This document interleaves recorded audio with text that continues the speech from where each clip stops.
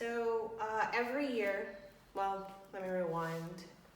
This body of work and most of the work has kind of shifted to me wanting to discover ancestral knowledge, and I think it stems from my family moving from California, first from Chicago to Los Angeles to the Inland Empire, and then moving from the Inland Empire to back to the South. And so my entire family lives in South Carolina, and going to visit them has been a really interesting experience. And like I said, one of the things I do when I go someplace new is I look for what feels familiar. And going on hikes and being around trees feels really familiar everywhere I go. So this particular photo, it's 3 photos that were taken at Myrtle Beach State Beach. And I went on a hike that my family had never been on, even though they've been living there for several years now. And the first 2 photos I took, and the last photo my mom took. And I wanted to reference the concept and idea of space without it having to be empty.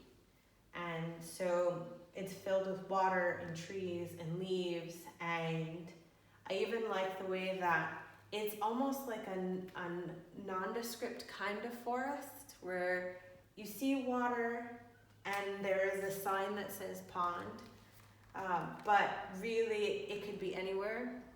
I was also really intrigued by how this particular photo was taken so much longer, so much more before when I actually took my hike in Ghana in the bamboo forest. But the same feeling of being surrounded by trees and having light move through leaves existed in this space, even in winter.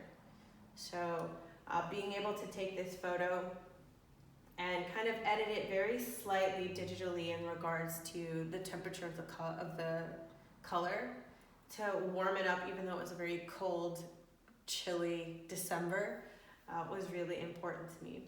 And there are certain things in the photo, like water, and in every photo there's a reference to path.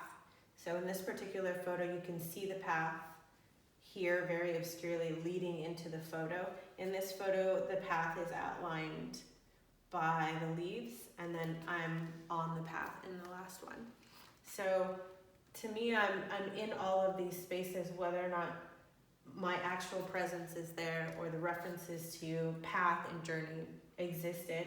And similar to the pieces that are on the felt, I just became obsessed with this particular set of imagery, and I am starting to trust the fact that this will find its way into the work. And that's what being an interdisciplinary artist means, is that I can collect these photos and materials and paintings and skills, and they'll find their way into the work. And I always let the idea dictate the medium, and dictate how immediate the impact needs to be.